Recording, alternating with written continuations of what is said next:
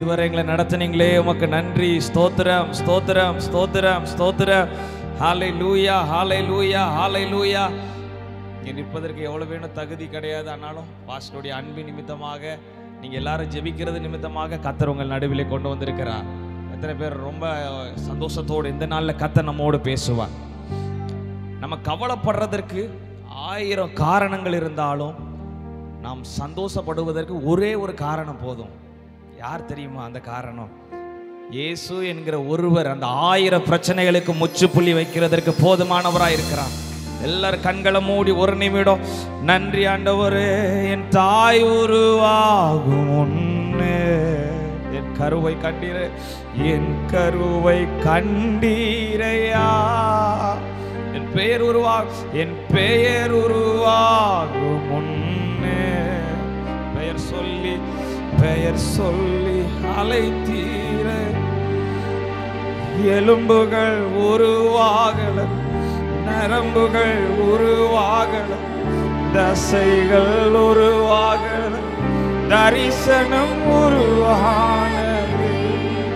தாய் கருவிலே தரிசனம் ஒரு தடவை சொல்லுங்க. எலும்புகள் உருவாகல, எலும்புகள் உருவாகல, நரம்புகள் உருவாகல, தசைகள் உருவாகல, தரிசனம் உருவானதே.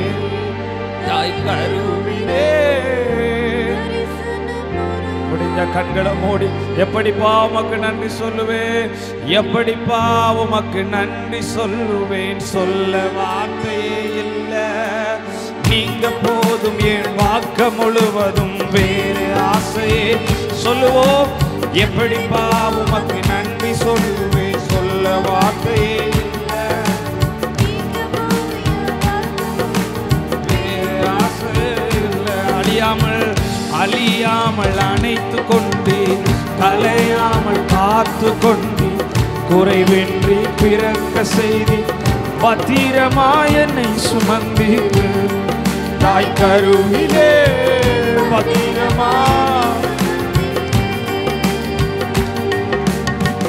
எப்படிப்பா உமக்கு நன்றி சொல்லுவேன். சொல்ல வார்த்தையே இல்லை, நீங்க போதும். எப்படிப்பா தாயின் கர்ப்பத்துல கண்ட கண்கள் இதுவரை நம்மை நடத்தியிருக்கிறது. ஹல்லேலூயா ஹல்லேலூயா. ஒரே ஒரு சரணம். எலும்புகள் உருவாகல, நரம்புகள் உருவாகல, ஆனால் அவைகள் உருவேறுபடும் நாட்களும் எழுதப்பட்டிருந்ததாம். தேவனுடைய வசனம் சொல்லுகிறது சங்கீதம் 139, என்னுடைய அவயவங்கள் உருவாவதற்கு முன்பதாகவே என் கருவை, உங்களுடைய கருவை, இங்கே இருக்கிற ஒவ்வொருவருடைய கருவை கர்த்தருடைய கண்கள் கண்டது. உங்க அம்மா அப்பாவுக்கு தெரியாது, டாக்டர்ஸுக்கு தெரியாது எப்படி கை முளைத்தது, எப்படி கால் முளைத்தது, எப்படி இந்த கண் ஒர்க் ஆகிறது. சில குழந்தைகள் கருவிலே அழிந்து போகிறார்கள். ஆனால் உங்க மேல உள்ள தேவ கரம் உங்களை சிறு வயதில் எத்தனையோ தடவை சத்துரு அழிக்க நினைத்த போதிலும், எத்தனையோ பேருக்கு நைல் நதி ஒரு சவக்குழியா இருந்த போதிலும், மோசேக்கு அந்த நைல் நதி அது அரண்மனையை நோக்கி சென்றது. அவனை உயர்ந்த பாதுகாப்புக்கு நேராய் வழி நடத்தினது. உங்க மேல இருந்த தேவ கண், உங்க மேல இருந்த தேவ தரிசனம், உங்க மேல இருக்கிற களைப்பு உங்களை பாதுகாத்திருக்கிறது. நீங்கள் செய்ய வேண்டிய தூரம் வெகு தூரம், நீங்கள் போக வேண்டிய தூரம் வெகு தூரம். கண்களை மூடி, ஆண்டவரே நீர் எங்களை அழைத்த தரிசனத்தை நிறைவேற்றுகிற அந்த அபிஷேகம். ஒரு சிலர் மேல கர்த்தருடைய ஆண்டவர் கையை வைத்து சொல்லுகிறார், உன்னை கருவலை அழைத்தவர், காயின் கற்பனையில உன் பேர் சொல்லி அழைத்தவர். நான் சொல்லுகிறேன், உன் வலது கையை பிடித்து சொல்லுகிறேன், நான் உனக்கு துணை நிற்கிறேன். யாக்கோபு என்னும் சிறு பூச்சியே, இஸ்ரவேலின் சிறு கூட்டமே, நான் உனக்கு துணை நிற்கிறேன் என்று கர்த்தர் சொல்லுகிறார். ஒரு நிமிடம் கண்களை மூடி, ஆண்டவரே அழைத்தவர் உண்மையுள்ளவர், அவர் மரண பரியந்தம் நடத்துவார். கவலைப்படாதீங்க, சூழ்நிலையை பார்க்காதீங்க. அழைத்தவர் உங்களை உண்மையுள்ளவராய் நடத்த போதுமானவர். எலும்புகள் உருவாகல, நரம்புகள் உருவாகல, தசைகள் உருவாகல, தரிசனம் உருவாகல. தாய் கருவிலே தரிசனம் உங்களை கொண்டு செய்ய வேண்டிய திட்டங்கள் எழுதப்பட்டது. உலக தோற்றத்திற்கு முன்பதாகவே ஒரு சிலரை குறித்த தேவனுடைய நோக்கங்கள் இருந்தபடியினால சத்துரு எவ்வளவுதான் அழிக்கணும்னு நினைத்த போது, உங்க வயதில் உள்ள அநேகரை சத்துரு அழித்த போதிலும் உங்க மேல சத்துரு மேற்கொள்ளாதபடிக்கு தேவ கிருபை, தேவ பாதுகாப்பு, தேவ பலன் இன்றைக்கு வரைக்கும் பாதுகாத்திருக்கிறது. ஆண்டவருக்கு நன்றி சொல்லி உள்ளத்தின் ஆழத்திலிருந்து. அதனாலதான் எரேமியால ஆண்டவர் சொன்னார், நீ தாயின் கற்பத்திலே உற்பத்தியாவதற்கு முன்பதாகவே நான் உன்னை ஜாதிகளுக்கு தீர்க்கதரிசியாக கட்டளையிட்டேன். சில காரியங்களை கர்த்தர் உங்க மேல வச்சிட்டாரு. சகோதரர் சகோதரி, உங்க மேல சில அழைப்பை கர்த்தர் வைத்திருக்கிறார். சில தரிசனங்களை குறித்த காலத்திற்கு தரிசனம் வைக்கப்பட்டிருக்கிறது. அது முடிவிலே விளங்கும், அது பொய் சொல்லாது. சில தரிசனங்களை மனிதர்கள் மாற்ற முடியாது, சூழ்நிலை மாற்ற முடியாது. தாவீதின் மேல உள்ள அழைப்பை சகோதரர்கள் தடுக்க முடியல, மனிதர்கள் தடுக்க முடியல. உங்க மேல உள்ள அழைப்பு வருகிறது, நிறைவேறும் காலம் வருகிறது, தரிசனம் நிறைவேறும் காலம் வருகிறது. ஒவ்வொரு மேல உள்ள அழைப்பு நிறைவேறட்டும், தரிசனம் நிறைவேறட்டும். எங்களோடு பேசுங்கப்பா. உங்க சமூகத்தை தேடி வந்திருக்கிறாங்கப்பா. நான் பேசினா எந்த பிரயோஜனம் இல்லை, நீங்க பேசுனீங்கன்னா நாங்க பலன் அடைவோம். உங்க இருதயத்தை எங்களோடு சொல்லுங்க, உங்க இருதயத்தை எங்களுக்கு திறங்க ஆண்டவரே. ஆண்டவர் சத்தத்தை கேட்கறதுக்கு அநேகர் உண்டு, ஆனா அவர் இருதயத்துக்குள்ள மறைந்திருக்கிற அந்த பாரத்தை உணர்கிற ஒரு தலைமுறையை தேவன் எதிர்பார்க்கிறார். ஆண்டவரே, உங்க இருதயத்துல ஏதாவது பாரம் இருக்கா ஆண்டவரே? இந்த இரவு நேரத்துல உங்க இருதயத்துக்குள்ள எதையாவது ஒரு பாரம் இருக்கும் என்றால் அதை எங்களோடு ஷேர் பண்ணுங்கப்பா, அதை எங்களோடு சொல்லுங்க ஆண்டவரே. ஒரு நிமிட கண்களை மூடி ஆண்டவருடைய இருதயம் இந்த இரவிலே காத்த நம்முடைய இருதயத்தை, அவருடைய இருதயத்தை நம் மத்தியில ஷேர் பண்ணட்டும், நம்ம மத்தியில சொல்லட்டும். கர்த்தர் சொன்னார், தாவீதை என் இருதயத்திற்கு ஏற்றவனாய் கண்டு. சிலருடைய வாழ்க்கையில கர்த்தர் தம்முடைய இருதயத்தை வெளிப்படுத்த போகிறார், சொல்லித்தர போகிறார். ஆண்டவருடைய பாதத்துல வந்திருக்கிற உங்களுடைய வாழ்க்கையில கர்த்தர் தம்முடைய இருதயத்தின் விருப்பங்களை உங்களிடத்துல சொல்ல விரும்புகிறார். ஆண்டவரே, நீர் அப்படி செய்ய போகிறதற்காய் ஸ்தோத்திரம். ஒவ்வொருவரையும் நீர் நேசித்திருக்கிறீர், நீர் கொண்டு வந்திருக்கிறீர். யாரும் தற்செயலா வரல, யாரும் தற்செயலா வரல. எல்லாரும் முன்குறிக்கப்பட்டவர்கள். எல்லாரும் மேலேயும் தேவனுடைய தரிசனம் இருக்கிறது, தேவனுடைய அழைப்பு இருக்கிறது. அப்பா, நீர் ஒருவராக ஜாதிகளில் ஒருவராக, வம்சத்தில் ஒருவனாக தெரிந்தெடுத்து அந்த ஜனத்திற்கே ஆசீர்வாதமாக ஒரு தாவீது நிமித்தம் நித்திய விளக்கு, அவன் சந்ததிகளுக்கு, தலைமுறைகளுக்கு, உங்கள் நிமித்தம் பிறருக்கு, அநேக தலைமுறைகளுக்கு ஒரு ஆசீர்வாதம் உண்டாகும்படிக்கு கர்த்தர் தெரிந்தெடுத்ததற்காய் ஸ்தோத்திரம். ஒவ்வொருவரையும் நீ தெரிந்தெடுத்திருக்கிறீர். தொடர்ந்து பேசும், அப்படி நாம மகிமைப்படட்டும். இயேசுவின் நாமத்தில் பிதாவே, ஆமென். எத்தனை பேர் சொல்றீங்க கர்த்தர் உங்களையும் என்னையும் தெரிந்தெடுத்திருக்கிறார்? அல்லேலூயா. பக்கத்துல பார்த்து சொல்லுங்க, கர்த்தர் உங்களை தெரிந்தெடுத்திருக்கிறார். ஆமா, நம்ம வயசுல இருந்து எத்தனையோ பேர் இன்னைக்கு இருக்காங்களான்னு பார்த்தா இல்லை. நம்ம கூட பிறந்தவங்க எத்தனையோ பேர் இன்னைக்கு இருக்காங்களான்னு பார்த்தா இல்லை. நம்ம கூட ஆஸ்பத்திரியில் பிறந்த அநேக பிள்ளைங்க இன்னைக்கு உயிரோடு இல்லை. ஆனால் உங்கள் மேலே, என் மேலே அழைப்பு இருந்ததுனால நம்ம கூட பஸ்ஸில் பிரயாணப்பட்டவங்க அநேகர் இல்லை. நம்ம கூட ஆஸ்பத்திரியில் பக்கத்து பெட்டில் படுத்திருந்தவங்க அநேகர் இன்றைக்கி இல்லை. ஆனால் இன்றைக்கி நம்ம ஜீவனோடு இருக்கிறோன்னா உங்கள் மேலேயும் என் மேலேயும் தேவன் வைத்திருக்கிற திட்டம் பெரியது. அதை நிறைவேறும் வரைக்கும் யாரும் அதை அழிக்கவும் முடியாது, அதை திருடவும் முடியாது. இன்றைக்கு காலை இந்த இரவு வேளையில் நான் என்ன ஆண்டவரே பேசலான்னு சொல்லும்போது ஆண்டவர் ஒரு வசனத்தை ஞாபகப்படுத்தினார். எடுத்துக்கொள்வோமா? ஏசாயா 30வது அதிகாரம். ஹல்லேலூயா, கர்த்தர் நல்லவர். ஏசாயா 30, அதில் 15 வாசிங்களேன். 15 18 வரைக்கும்.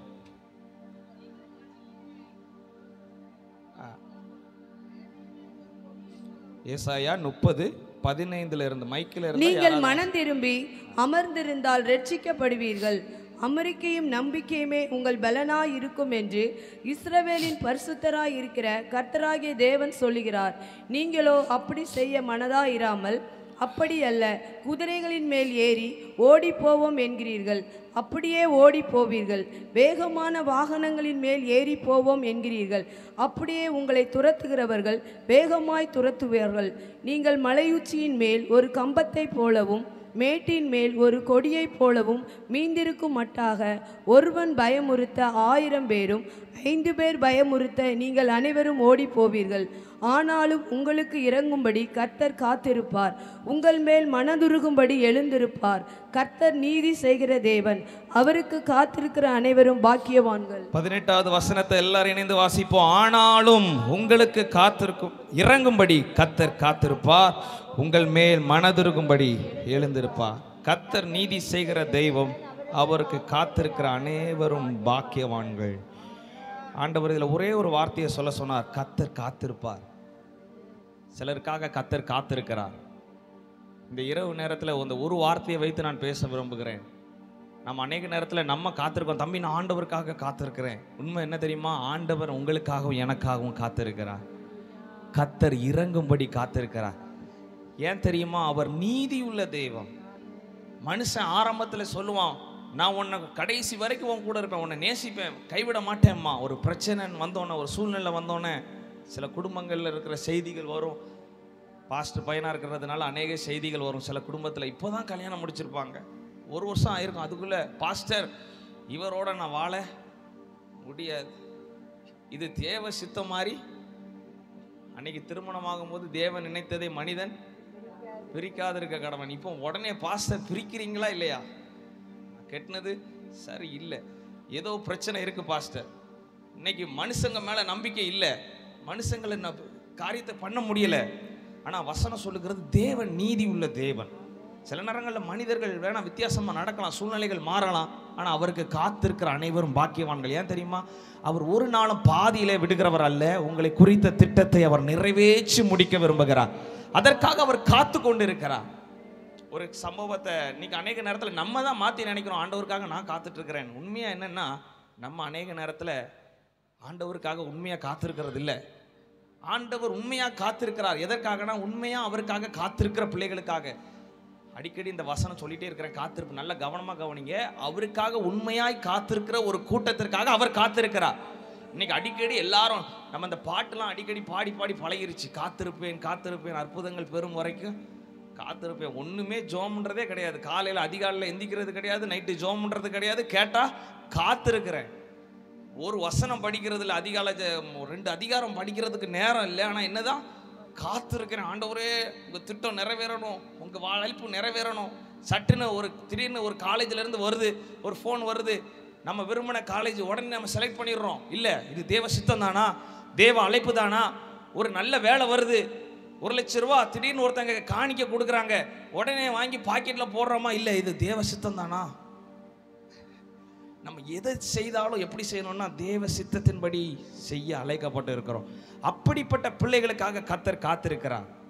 ஒரு சின்ன சம்பவம் ஞாபகம் வருது. ஒரு 2 நண்பர்கள் இருந்தாங்க. அவனுடைய பேர் என்னன்னா, ஒருத்தனுடைய பேர் குமார், ஒருத்தனுடைய பேர் சுரேஷ். சின்ன ஒரு எக்கோ இருக்குது நினைக்கிறேன், கீபோர்டு கொஞ்சம் கூட வால்யூம் குறைச்சிருங்க. ஹல்லேலூயா. ஒருத்தனுடைய பேர் குமார், ஒருத்தனுடைய பேர் சுரேஷ். அவங்க 2 பேருக்கும் நல்ல நண்பர்கள், ஒரே கிராமத்தை சேர்ந்தவங்க. அவங்க 2 பேரும் பட்டணத்துக்கு வேலைக்காக கடந்து போனார்கள்.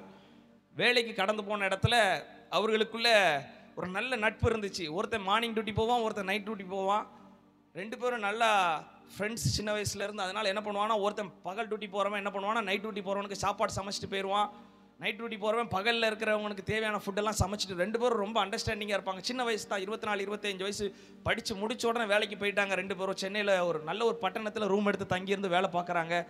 திடீர்னு இந்த தம்பிக்கு என்ன ஆயிடுச்சுன்னா, இந்த சுரேஷ் தம்பிக்கு குமார் மேலே என்ன ஆயிடுச்சுன்னா ஒரு சின்ன டவுட் ஆயிடுச்சு. என்ன டவுட்டுன்னா, இந்த குமாருக்கு வர வர காது சரியா கேட்க மாட்டேங்குது. நான் பேசிகிட்டே இருக்கிறேன், ஆனாலும் குமாருக்கு.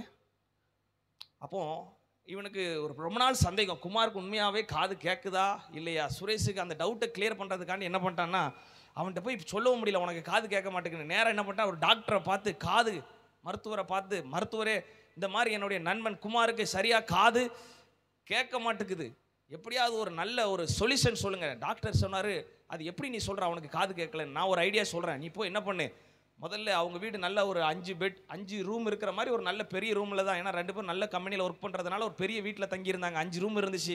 நீ முதல்ல வீட்டு வாசல் நின்று என்ன பண்ணு, சுரேஷ்ட சொல்கிறார், ஐடியா கொடுக்குறாரு டாக்டர். குமார், டிவி ரிமோட்டை எங்கே வச்சிருக்கிற அப்படின்னு சொல்லி சத்தமாக கூப்பிட்டு பாரு. பதில் வந்துச்சுன்னா அவனுக்கு காது நல்லா கேட்குன்னு அர்த்தம். பதில் வரலைன்னா என்ன பண்ணு, வேகமாக பக்கத்து ரூமுக்கு போய் அவன் ஒருவேளை எங்கே இருக்கான், கிச்சனில் இருந்தாலும் பெட்ரூமில் இருந்தாலும் பக்கத்து ரூமில் நின்று என்ன பண்ணு கூப்பிட்டு பாரு. அப்படியும் கேட்கலன்னா உண்மையாகவே அவன் காது கொஞ்சம் வீக்காக தான் இருக்குது. பக்கத்தில் போய் அடுத்தும் கேட்கலன்னா என்ன பண்ண, அவன் ரூமுக்கே போய் குமார் டிவி ரிமோட்டை எங்கே வச்சிருக்கிறேன்னு சத்தமாக கேளு. அப்படி கேட்கலன்னா உடனே அவனை ஆஸ்பத்திரிக்கு கூப்பிட்டு வந்து வேகமாக இதே ஃபாலோ பண்ணிவிட்டு எனக்கு காது கேட்குதா இல்லையான்னு டாக்டர் சொன்னதை செயல்படுத்தணும்னு வேகமாக போயிட்டு ரூமுடைய வீட்டு வாசலில் நின்று, குமார் நான் சுரேஷ் வந்திருக்கிறேன், டிவி ரிமோட்டை எங்கே வச்ச அப்படின்னு கேட்குறான். உள்ளே இருந்து பதிலே வரலை. இவனுக்கு ஒரே சந்தேகம், ஒருவேளை உண்மையாகவே நம்ம நினச்சபடி குமாருக்கு காது உண்மையாகவே என்ன பண்ணான்னு தெரில, காது வர வர கேட்காம போயிடுச்சு. பக்கத்தில் அடுத்த ரூமுக்கு போகிறான். அவன் கிச்சனில் நின்று ஏதோ பண்ணிட்டு இருக்கிறான். இவனுக்கு நைட்டு சாப்பாடுக்காண்டி பக்கத்து ரூமுக்கு போயிட்டு அங்கேருந்து கூப்பிட்றான், குமார் டிவி ரிமோட்டை எங்கே வச்ச?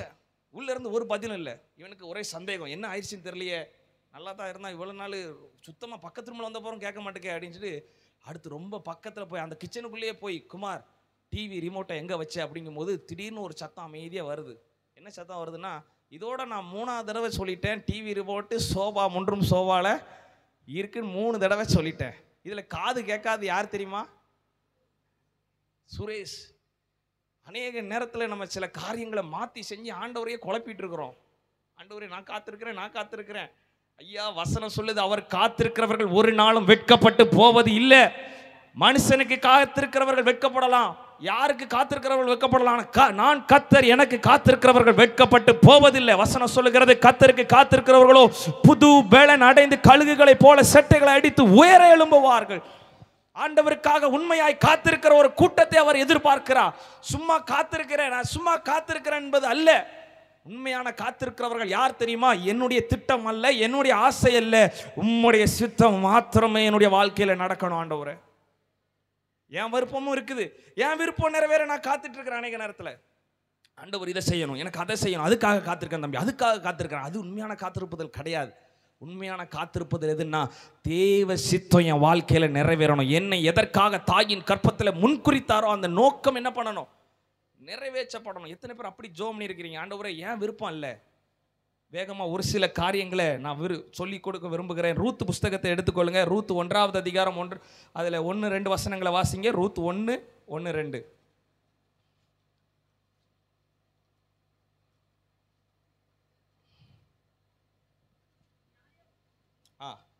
நியாயாதிபதிகள் நியாயம் விசாரித்து வரும் நாட்களில் தேசத்திலே பஞ்சம் உண்டாயிற்று.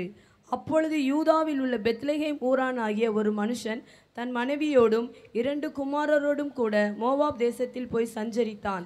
அந்த மனுஷனுடைய பேர் எலிமெலேக்கு.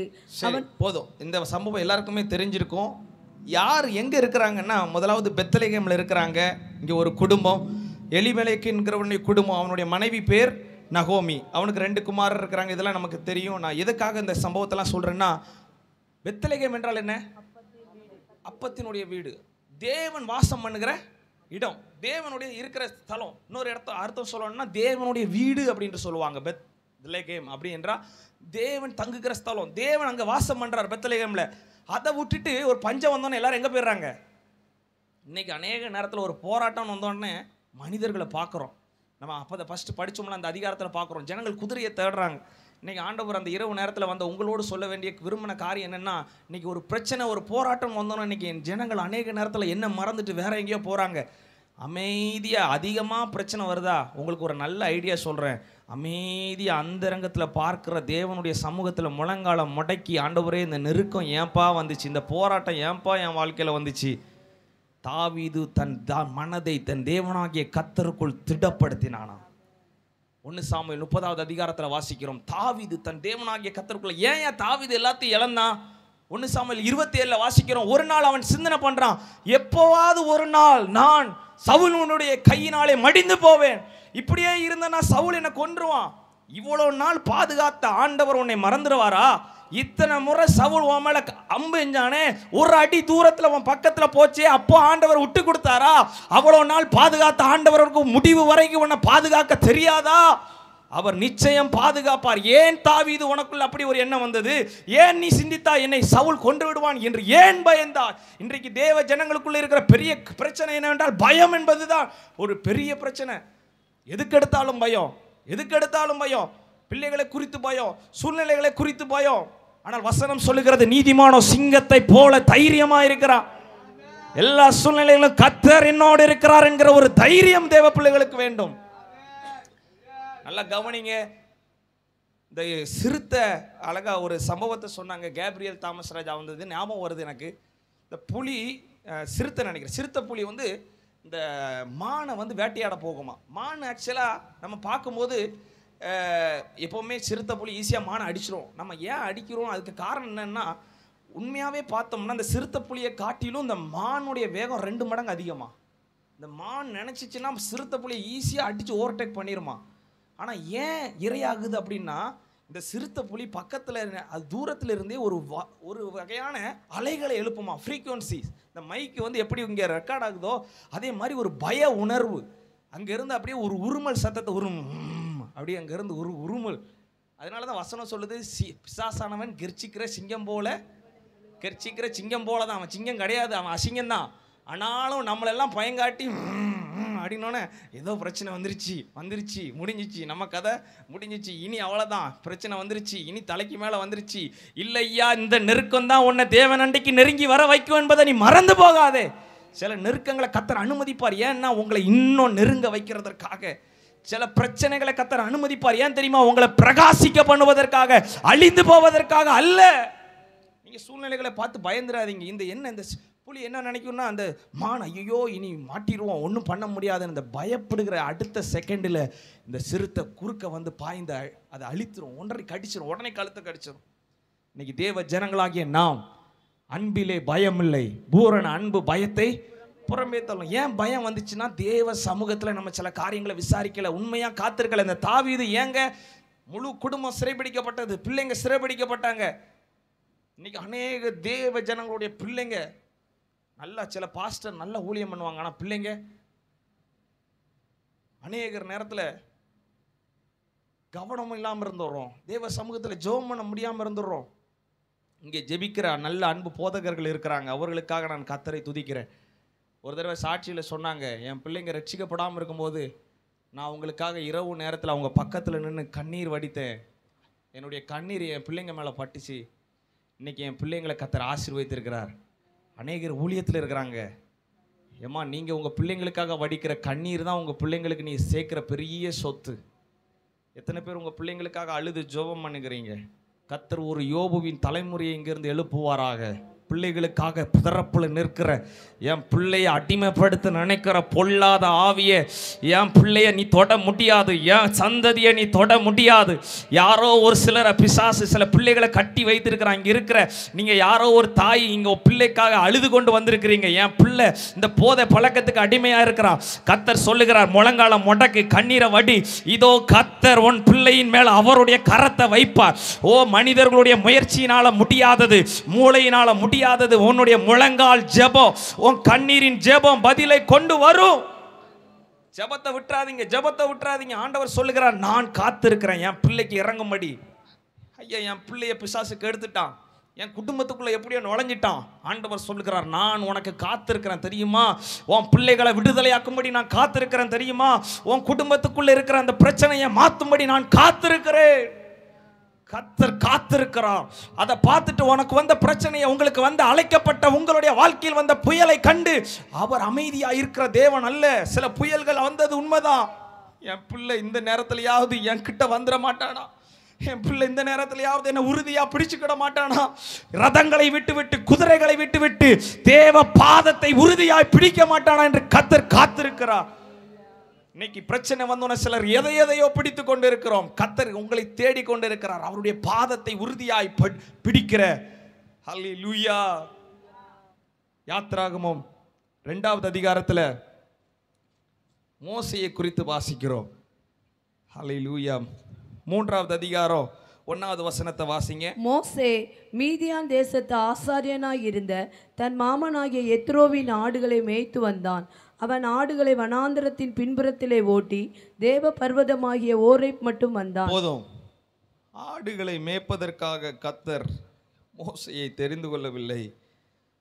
அழிந்து கொண்டிருக்கிற இஸ்ரவேலுடைய ஜனங்களுடைய பெருமூச்சை கர்த்தர் பார்த்தார். அதனுடைய மேற்பகுதியில் பார்த்தீங்கன்னா 2வது அதிகாரத்தில் ஹல்லேலூயா. எத்தனாவது வசனம்? 24வது. தேவன் அவர்கள் பெருமூச்சை கேட்டு 25வது வசனம், இஸ்ரவேல் புத்திரரை கண்ணோக்கினார், அவர்களை நினைத்துள்ளினார். இப்போது ஆண்டவர் காத்துட்டே இருக்கிறார். யாருக்காகனா ஒரு மோசைக்காக காத்திருக்கிறார். இன்னைக்கு ஒரு கூட்ட ஜனம் அழுகுது, ஒரு கூட்ட ஜனம் புலம்புது. யார் எங்களை விடுதலையாக்குவார்? எகிப்தியர்கள் எங்களை அடிமைப்படுத்துகிறார்கள். உங்களுடைய பிள்ளைங்க வெளியரங்கமா முரட்டுத்தனமா இருக்கலாம், அவர்களுக்குள்ள கிரியை செய்கிற எகிப்திய ஆவிகள், அடிமைப்படுத்துகிற ஆவிகள், ஆராதனைக்கு வரவிடாமல் தடுக்கிற பார்வோனின் ஆவிகள் பின்பதாக செயல்பட்டு கொண்டு இருக்கிறது தெரியுமா? நீங்கள் முழங்கால முடக்கி தேவ பர்வதமாகிய ஓரேபுக்கு வரும் வரைக்கு சில பிரச்சனைகள் தீர்வு காண முடியாது.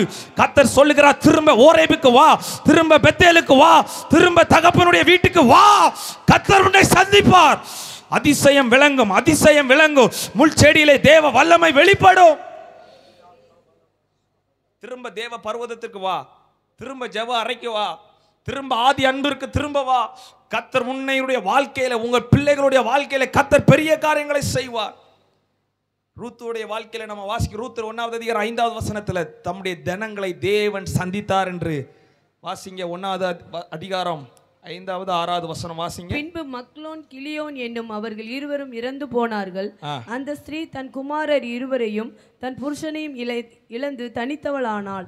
கர்த்தர் தம்முடைய ஜனங்களை சந்தித்து அவர்களுக்கு ஆகாரம் அருளினார் என்று அவள் மோவாப் தேசத்திலே கேள்விப்பட்டு தன் மருமக்களோடு கூட மோவாப் தேசத்திலிருந்து திரும்பி வரும்படி எழுந்து, போதும், திரும்பி வரும்படி எழுந்து, நான் ஜெபிக்கிற இந்த நாள் பிறகு அநேகர் எழும்புகிற நாளாக, ஓ பின்மாற்றத்திலிருந்து இழந்த ஜெப வாழ்க்கை, இழந்த பரிசுத்தத்திலிருந்து திரும்ப மோவாப்பிலிருந்து இன்றைக்கு நான் எழும்பி திரும்ப என் அப்பா வீட்டுக்கு நான் வர விரும்புகிறேன்.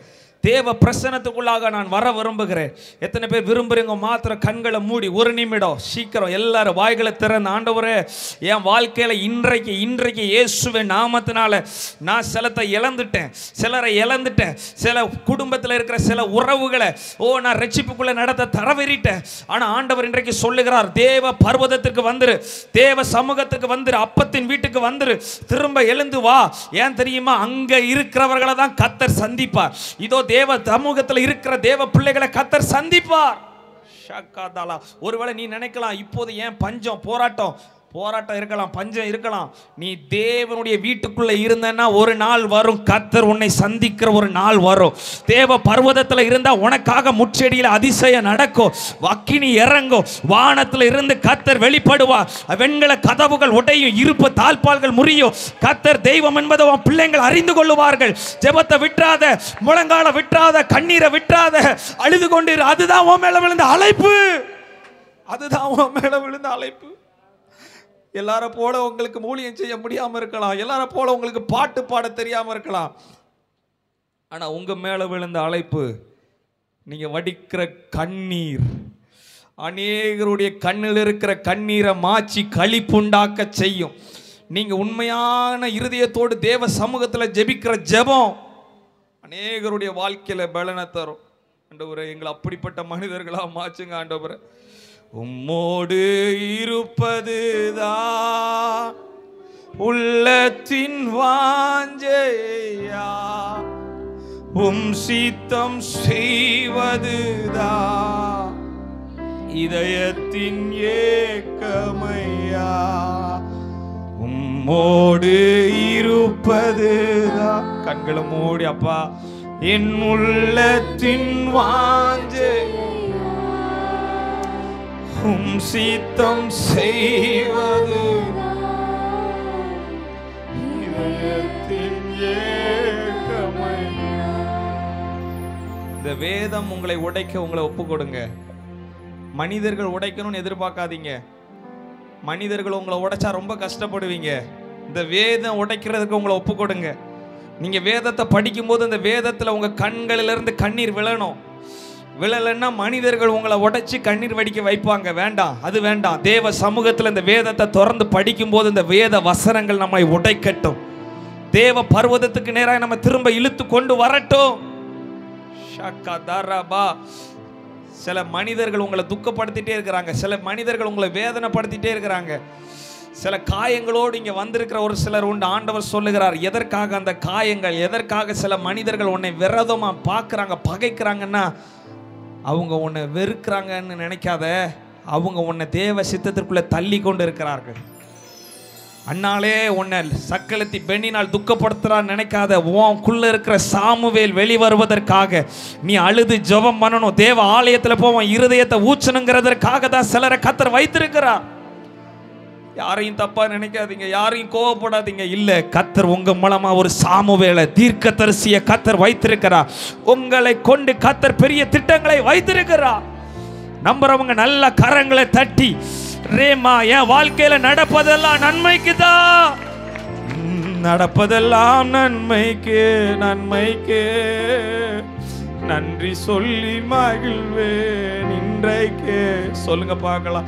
நடப்பதெல்லாம் நன்மைக்கு, நன்றி அப்பா, நன்றி சொல்லி மகிழ்வேன். ஓ நன்றி, நன்றி, எல்லாம் எல்லாம் நன்மைக்கு நன்றி, நன்றி, நன்றி,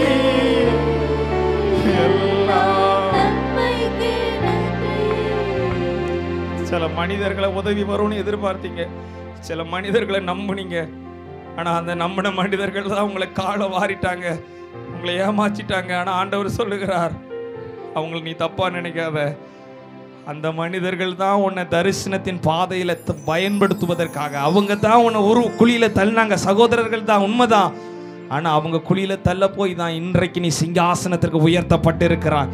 யோசேப்பே, அவர்கள் தீமை செய்ய நினைத்தாலும் அந்த தீமையை நான் நன்மையாய் மாற்றுகிற ஆண்டவர். காத்திருக்கிற அனைவரும் பாக்கியவான்கள். ஏன் தெரியுமா? அவர் நீதி செய்கிற தெய்வம், அவர் நீதி செய்கிற தெய்வம். அந்த நீதி செய்கிற தேவனை எல்லாரும் வாய்களை திறந்து ஒரு நிமிடம் கர்த்தர் சீக்கிரத்தில் கர்த்தர் சொல்லுகிறார். இந்த 18வது நாள் 8வது மாதத்தில் வந்திருக்கிற உன்னுடைய வாழ்க்கையில லூக்கா 18:8 அவர் சீக்கிரத்தில் ஓ குடும்பத்தில் பொல்லாத பிசாசை கரத்தை எடுத்து தொட முடியாது, இனி மேற்கொள்ள முடியாது. இனி ஜெயிக்க முடியாது. முழங்கால் முடங்க போகிறது. இனி ஜெபம் ஏறெடுக்கப்பட போகிறது. இனி ஜெப தூபம் எழும்ப போகிறது. கர்த்தர் சொல்லுகிறார், சீக்கிரத்தில் நான் நியாயம் செய்வேன், சீக்கிரத்தில் எதிராளிகளை தாழ்த்துவேன், சீக்கிரத்தில் உன் சுக வாழ்வு துளிர்க்கும், அதி சீக்கிரத்தில் ஒரு நீங்கி விடும் இந்த லேசான உபத்திரவோ. கர்த்தர் நித்திய கன மகிமையை வச்சிருக்கிறாரு. ஆண்டவர் உங்களுக்கு வைத்திருக்கிற அழைப்பு பெரியது. ஒருவேளை நீங்க சாது சுந்தர் சிங் ஐயா அடிக்கடி சொல்லுவாங்களாம், தேவனால வல்லமையா பயன்படுத்தப்பட்டவர். சாது சுந்தர் சிங் ஐயா எத்தனை பேருக்கு தெரியும்? நிறைய பேருக்கு தெரியும்ல, அவங்க புஸ்தகம் படிச்சிருக்கிறீங்க. அந்த சாது சுந்தர் சிங் ஐயா யாராவது அந்த சின்ன பிள்ளைங்களை ஜோமனை கொண்டு வருவாங்களா? சில சின்ன பிள்ளைங்களுக்கு காது கேட்காதான், சில சின்ன பிள்ளைங்களுக்கு கண்ணு தெரியாதான், சில சின்ன பிள்ளைங்க செத்து போன சின்ன பிள்ளைங்களை கூட அந்த ஐயாவோட மடியில் வைப்பாங்களா. ஜனங்களுடைய எதிர்பார்ப்பு இந்த தேவ மனிதன் தொட்டுட்டாலே சுகம். ஆனால் அவர் என்ன சொல்லுவாராம் தெரியுமா? இந்த சின்ன பிள்ளைங்களை கையில் வாங்கிட்டு அழுவாராம். சின்ன பிள்ளைங்க மறித்து போன அந்த சின்ன பிள்ளையை பார்த்துட்டு ஒன்று சொல்லுவாராம், என்னிடத்துல சுகமாக்குற வரம் இல்லையே, வரமுள்ள யாராவது இருந்தால் கொண்டு வந்திருந்தா நல்லா இருந்திருக்குமே. ஆண்டவரை என்ன நம்பி கொண்டு வந்துட்டாங்க. இந்த சின்ன பிள்ளைக்காக எனக்கு என்னமும் பண்ண தெரியாது, ஆனால் என்ன என் கண்ணீரை சிந்துறேன்னு சொல்லி அந்த மனிதனுடைய கண்ணீர் அந்த சிறு பிள்ளையின் மேலே பட்ட அடுத்த நிமிடத்தில் அந்த சிறு பிள்ளை மரித்த பிள்ளை எழுந்ததான். அன்பு சகோதரி, உன்னுடைய கண்ணீர் விருதாவாய் போகாது. உங்கள் பிள்ளைங்களுக்காக நீங்கள் வடிக்கிற கண்ணீர் ஒன்றும் வீணாய் போவது இல்லை. கர்த்தர் சொல்லுகிறார், கண்ணீரோடு விதைக்கிறவர்கள் கம்பீரத்தோடு அறுப்பார்கள். அள்ளி தூவும் விதையை சுமந்து கொண்டு போகிறவன் அழுது கொண்டே போகிறான், ஆனால் அவன் திரும்ப வரும்போது கம்பீரத்தோடு வர செய்கிற ஆண்டவர். உன் கண்ணீரை என் துருத்தியில் வைத்திருக்கிறேன் என்று சொன்னவர். ஒருவேளை உங்கள் பிள்ளைங்களுக்காக நீங்கள் சில ஆலோசனைகளை சொல்லியிருக்கலாம், திருந்த மாட்டாங்க, அடிச்சிருக்கலாம், திருந்த மாட்டாங்க. ஆனால் முழங்காலம் முடக்கி ஆண்டவருடைய சமூகத்தில் கண்ணீரை சிந்தி பாருங்களேன். எங்கள் அப்பா ஒரு நாள் என்கிட்ட பைபிள் படின்னு சொல்லி சத்தம் போட்டு அடித்தது கிடையாது. சொல்லுவாங்க, போய் நேராக முழங்கால போட்டு, என் பையன் பைபிள் படிக்க மாட்டேக்கானே ஆண்டவர், என் பையன் ஒழுங்காக ஜெபம் பண்ண மாட்டேக்கானே, அங்கே வானத்துக்கு தெரியப்படுத்துவாங்க. அங்க இருக்கிற ஆண்டவர் இங்க கிரியை செய்வார். அல்லேலூயா. நீங்கள் ஆராதிக்கிற தேவன் சவுலை பவுலாய் மாற்றுகிறவர். அவர் யாக்கோபை இஸ்ரவேலாய் மாற்றுகிறவர். சீமோனை பேதுருவாய் மாற்றுகிறவர். கல்பாறையாக மாற்றுகிறவர். உங்க பிள்ளைங்களை மாற்ற அவரால் ஆகும். இந்த இரவு வேளையில் கர்த்தர் உங்களுடைய வாழ்க்கையில் கர்த்தர் திரும்ப பெரிய காரியங்களை செய்ய விரும்புகிறார். ஒன்றே ஒன்று, உண்மையாய் காத்திருக்கிற ஒரு தேவ ஜனத்தை கர்த்தர் எதிர்பார்க்கிறார். ஹல்லேலூயா. தேவன் காத்திருக்கிறார். அருமையான தேவ ஜனமே, ஒரு மோசேக்காக இஸ்ரவேல் ஜனங்கள் காத்திருக்கிறது போல இங்கே இருக்கிற ஒரு சிலருக்காக சில திரள் கூட்ட ஜனங்கள் காத்திருக்கிறார்கள். அன்பு வாலிபர்களே, உங்களுக்காக ஒரு கூட்ட ஜனங்கள் காத்திருக்கிறார்கள். நீங்கள் ஒருவேளை மனிதர்கள் பார்வையில் விரும்பப்படாதவர்களாக இருக்கலாம். ஆனால் எனக்கு நிறைய திறமை இல்லை, ஒரு காலத்தில் நான் நம்பினேன், நான் நல்லா வளர்ந்துருவேன், நான் நல்லவனாக மாறிடுவேன், நான் நிறையா இருக்க ஆசீர்வாதமாக இருப்பேன் நீங்கள் நினச்சிருக்கலாம்.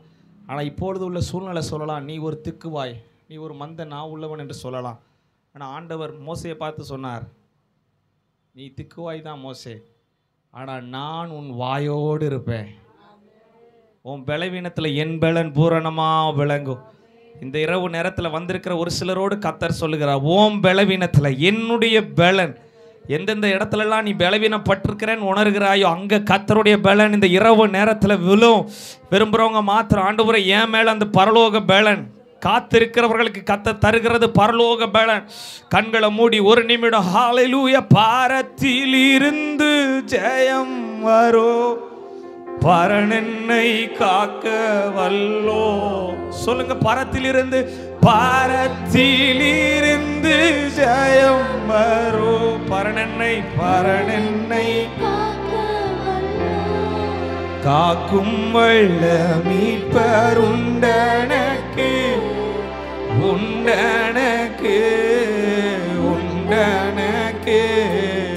காக்கும் வல்ல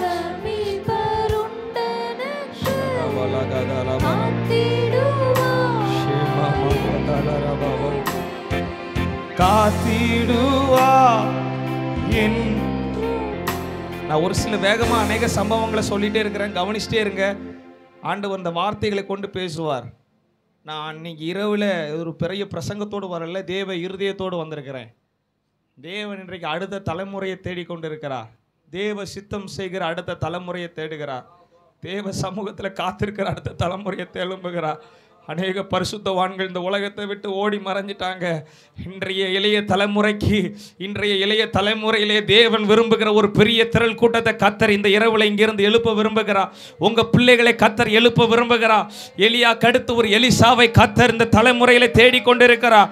ஹல்லேலூயா. வானத்திலிருந்து இறங்குகிற பரலோக சால்வை இன்றைக்கும் காத்திருக்கிறது. யார் மேல இந்த சால்வை விழும் என்று எனக்கு தெரியல, ஆனா உண்மையாய் ஜெபிக்கிற ஒரு கூட்டம் இங்க இருக்கு. நான் நம்புறேன் சிலர் மேல அந்த சால்வை இந்த இரவு நேரத்தில் வானத்தில் இருந்து இறங்கி விழும். ஆயத்தமா இருக்கிறவங்க மாத்திரம் அமைதியா இருக்க வேண்டாம். நீங்க எங்க இருந்தாலும் இப்போதே வாய்களை திறந்து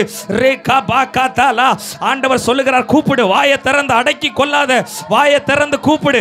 நீ கூப்பிட பரலோக சால்வை அவன் எவ்வளவா அதிகமா கூப்பிட்டானோ அந்த அளவுக்கு பரலோகம் அவனுக்காக செயல்படும். பரலோகம் நிற்கும், வாயனம் திறக்கப்படும். அடக்கி கொள்ளாத, உன் மேல விழு அந்த சால்வை, உன் மேல விழு. உன்னை சுயபலத்தினால முடியாதது. பரலோக பலன்.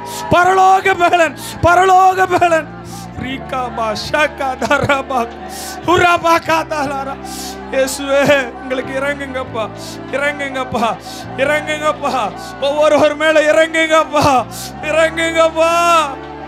ஸ்தோத்திரம்.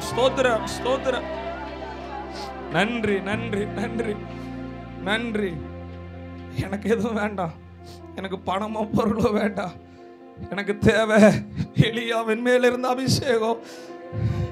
எலியா இஸ்ரவேல் ஜனங்களுக்கு ஒரு தகப்பனாக, ரதமும் குதிரை வீரருமாக, சத்ரு உட்புகராதபடிக்கு திறப்பில நின்று என் ஜனத்திற்கு பாதுகாப்புக்காக ஜெபித்தாரே, அந்த அபிஷேகம், அந்த தலைமுறையின் அபிஷேகம் என் மேல இறங்கணும். அடுத்த தலைமுறை மேல இறங்கணும். ஆண்டவர் தேடுகிறார். அந்த சம்பவத்தை நான் எடுக்கல, ஆனாலும் ஆண்டவர் ஞாபகப்படுத்துகிறபடினால 2 ராஜாக்கள் எனக்கு ரொம்ப அந்த சம்பவம் பிடிக்கும் பாருங்க. ஏன்னு கேட்டிங்கன்னா 2வது அதிகாரம் 1வது வசனத்தில் வாசிங்க. கர்த்தர் எலியாவை சுழல் காற்றிலே பரலோகத்துக்கு எடுத்துக்கொள்ள போகிற போது எலியா எலிசாவோடு கூட கில்காலிலிருந்து புறப்பட்டு போனான். எலியா எலிசாவை நோக்கி, நீ இங்கே இரு, கர்த்தர் என்னை பெத்தேல் மட்டும் போக அனுப்புகிறார் என்றான். நல்லா கவனிங்க. ஒரு எஜமான் சொல்லுகிறான். ரொம்ப நாள் அவனை பின்பற்றி அவனுக்கு தண்ணீர் வார்த்த எலிசாவை பார்த்து எலியா சொல்லுகிறான், நீ இங்கே இரு மகனே, நீ போது, இவ்வளோ நாள் என்னை பின்பற்றிட்ட, கர்த்தர் என்னை பெத்தேலுக்கு அனுப்புகிறார், நீ இங்கே இரு. ஆனால் இந்த எலிசாவால் அவனால் இருக்க முடியலை. என் எஜமான் எங்கே போகிறானோ, ரூத்து சொல்லுகிறார், நீ போகிற இடத்திற்கு நானும் வருவேன், உம்முடைய மரணமே இல்லாமல் எதுவும் உம்மை விட்டு என்னை பிரிப்பதில்லை. இங்கே இருக்கிற ஒரு சிலரோடு நான் சொல்லுகிறேன், உங்களுக்கு தந்த ஆவிக்குரிய தகப்பர்களோடு, உங்களுக்கு தந்த மூப்பர்களோடு, உங்கள் பெற்றோரோடு இணைந்திருங்கள். கர்த்தர் ஏற்ற காலம் வரும்போது உங்கள் மேலே அந்த சால்வை விழும், உங்கள் மேலே அந்த அபிஷேகம் விழும். சின்னவன் 1000 சிறியவன் பலத்த ஜாதியும் ஆவான். கர்த்தராகிய நான் ஏற்ற காலத்தில் தீவிரமாக நடப்பிப்பேன். அவர் ஏற்ற காலத்தில் உயர்த்தும் வரைக்கும் அடங்கிரு, அவசரப்படாத, பதறாத. எலிசா சொல்லலை, ஃபஸ்ட்டே சொல்லலை. என்ன சொல்லலை தெரியுமா? 9வது வசனத்தில் என்ன சொல்கிறான்? நான் உன்னை விட்டு எடுத்துக்கொள்ளப்படும் முன்னே உனக்கு என்ன செய்ய வேண்டும் என்று என்னிடத்துல கேள்வி. அந்த கேள்வியை ஃபஸ்ட்டே சொல்லியிருந்தான்னா, நான் உன்னை இப்படி கேட்க போகிறேன், உன்னை ஆசீர்வதிக்க போகிறேன் அப்படின்னா இவன் வந்திருப்பான் கண்டிப்பாக. நம்மளாக இருந்தால் போயிருப்போம். நம்மளாக இருந்தால் எலிசா சொல்லிட்டாரு, இதெல்லாம் தாண்டின பிற்பாடு நான் உன்னிடத்துல ஒரு முக்கியமான கேள்வி கேட்பேன். ஆனால் எதுவுமே அவன் சொல்லலை. ஏன்னா இவனுக்குள்ளே இருந்தது, எலிசாக்குள்ளே இருக்கிற அபிஷேகம் தான் எனக்கு வேணும், எலிசாக்கு இருக்கிற பணமோ பொருளோ அல்ல. எல்லா தீர்க்கதரிசிகளும் சொல்கிறாங்க, இன்றைக்கி கர்த்தர் உன் எஜமான எடுத்துக்கொள்ள போகிறார், பரவாயில்ல, நான் அவரிடத்துல ஒன்று கேட்க போகிறேன். என்னென்ன தெரியுமா? 10வது வசனம் வாசிங்க. அதற்கு அவன் அரிதான காரியத்தை, 9வது வசனத்தில் கடைசி பகுதி. அதற்கு எலிசா, உம்மிடத்தில் உள்ள ஆவியின் வரம் எனக்கு இரட்டிப்பாய் கிடைக்கும்படி வேண்டுகிறேன் என்றான். அதற்கு அவன், அரிதான காரியத்தை கேட்டாய், உன்னை விட்டு நான் எடுத்துக்கொள்ளப்படுகையில் என்னை நீ கண்டால் உனக்கு கிடைக்கும், இல்லாவிட்டால் கிடையாது என்றான். இதையும் நல்லா கவனித்து பார்த்தீங்கன்னா, அவனுக்குள்ள ஒரே ஆசை, உம்முடைய ஆவியின் வரம் எனக்கு 1 மடங்கு வேணும்னு நினைக்கல. இன்றைய இளைய தலைமுறைக்கு நான் சொல்கிறேன், நம்ம கண்கள் பார்த்த பரிசுத்தவான்களுடைய ஜெப வரம் நமக்குள்ள 2 மடங்கு வேணும். நம்ம முற்பிதாக்களுடைய ஆத்ம பாரம் நமக்கு 2 மடங்கு வேணும். ஒரு தலைமுறை ஓடிருச்சு, அடுத்த தலைமுறை எழுமனா வேண்டிய நாம் இன்னைக்கு அநேக நேரத்தில் பிசாசு நம்மளை எதுலேயோ லாக் பண்ணி வச்சுட்டான். இன்றைய வாலிபர்களை பிசாசு அநேக நேரத்தில் எதுலேயோ லாக் பண்ணிட்டான். ஆனால் நம்ம ஜெபம் பண்ண வேண்டியதால், ஆண்டவரே எனக்கு 2 மடங்கு அந்த ஜெப ஆவி வேணும் ஆண்டவரே. என்னுடைய பரிசுத்தவான்கள் முழங்காலில் நின்று ஜெபம் பண்ணாங்க, அவங்க 1 மணி நேரம்னா நான் 2 மணி நேரம் முழங்காலில் நிற்கணும் ஆண்டவரே. நீங்கள் அதை கேட்டு பாருங்கள். உங்கள் தலைமுறையில் கர்த்தர் உங்களை பயன்படுத்துகிற விதம், இதோ நான் உன்னை கொண்டு செய்யும் காரியம் பயங்கரமாக இருக்கும். எந்த ஜாதியில் இடத்துல செய்யப்படாத அதிசயங்களை உன் கண்கள் காணும்படிக்கு எல்லா ஜாதிகளுக்கு முன்பதாக நான் செய்வேன். ஆனால் ஒன்னே ஒன்று, நீ அதுக்காக போராடணும். இன்றைக்கு தினங்கள் மேடைக்காக வாழுகிறார்கள், மைக்குக்காக வாழுகிறார்கள். இந்த மைக்கில் நிற்பது தான் பெருமை நினைக்கிறாங்க. இல்லைங்க, தேவ பாதத்தில் அந்தரங்கத்தை பார்க்கிற பிதாக்கு முன்பதாக முழங்கால முடக்கி நிற்கிறத பரலோகம் பார்க்குது. ஒருவேளை மனிதர்கள் முன்பதாக நிற்கிறத நீங்கள் பார்க்கலாம். இந்த தம்பி அந்தரங்கத்தில் நிற்கிறத, ஜெபிக்கிறத, இங்கே இருக்கிற ஒரு சிலர் அந்தரங்கத்தில் முழங்கால் படி இருக்கிறது உங்கள் குடும்பத்துக்கு தெரியாமல் இருக்கலாம். இரவு நேரத்தில் எல்லாரும் தூங்கின பிற்பாடு நீங்கள் முழங்கால் படுகிறதை அந்தரங்கத்தில் இருக்கிற தேவன் பார்த்து கொண்டே இருக்கிறார். அவர் வெளியரங்கமாய் பதில் அளிப்பார். அதனால தான் அந்த 18வது நாள் இரவு ஜெபத்துக்கு வந்த உங்களை பார்த்து சொல்லுகிறார், லூக்கா 18:8 அவர் ஜெபிக்கிற தம்மாலே தெரிந்து கொள்ளப்பட்டவர்களுடைய விஷயத்தில் நீடிய பொறுமையுள்ளவராயிருந்து பதில் செய்யாமல் இருப்பாரோ, நியாயம் செய்யாமல் இருப்பாரோ, சீக்கிரத்தில் கர்த்தர் எனக்கு நியாயம் செய்வார், அவருக்கு காத்திருக்கிற நான் பாக்கியவான் என்று நம்புகிறவர்கள் 1 நிமிடம் நல்லா கரங்களை தட்டி ஆண்டவருக்கு ஸ்தோத்திர ஸ்தோத்திர. காத்திருக்கிற நீங்க வெட்கப்பட்டு போவதில்லை. ஹல்லேலூயா, ஹல்லேலூயா, ஹல்லேலூயா. அத்திமரம் துளிர் விடாமல் ஆட்டு மந்தை முதலச்சாலும், அத்திமரம் துளிர் விடா, எதுவுமே நன்மை பதில் நடக்கலைனாலும் கர்த்தருக்கு கர்த்தருக்கு காத்திருப்போம், வெட்கப்பட்டு